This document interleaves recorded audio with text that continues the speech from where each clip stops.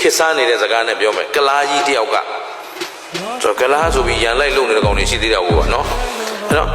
ဘုရားစွာဘုရားရဲ့အဆုံးအမကိုမယုံကြည်တဲ့မကိုးကွယ်တဲ့ကလားကြီးတယောက်ကကောင်းတာလုပ်ရင်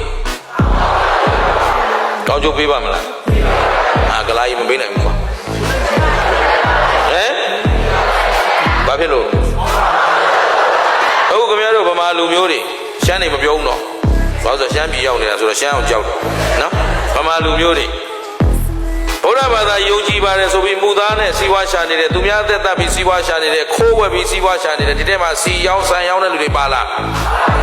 ပြီးမိပြီပေါ့ကွာနော်အဲ့တော့သူများပစ္စည်းခိုးယူပြီးစီးပွားရှာနေတဲ့ပုံကိုယ်တွေမကောင်းတာလုပ်ရင်ဗုဒ္ဓဘာသာတွေမကောင်းကြိုးပေးပါမလား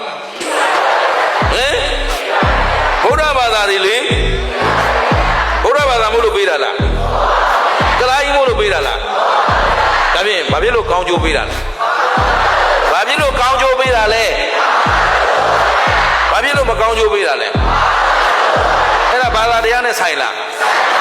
လူမျိုးနဲ့ဟောနိုင်ငံနဲ့ဟောဘုရားဗုဒ္ဓဘာသာမဟုတ်တဲ့နိုင်ငံတွေယူရိုပီယန်တို့အမေရိကန်တို့ဂျပန်တို့ကိုရီးယားတို့ဟိုရှိမှ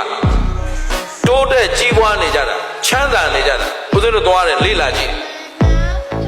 တိခမည်းတော်တဲ့သူတို့တီလာတာ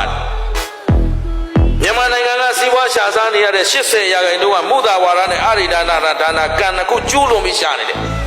သူတို့ဘဝရည်တည်မှုပါမုဒ္ဒဝါဒလည်းမလိုဘူးအာရိဒါနာလည်းမလိုဘူးသူတို့ရတဲ့ဒီနေ့လောက်ခလာစား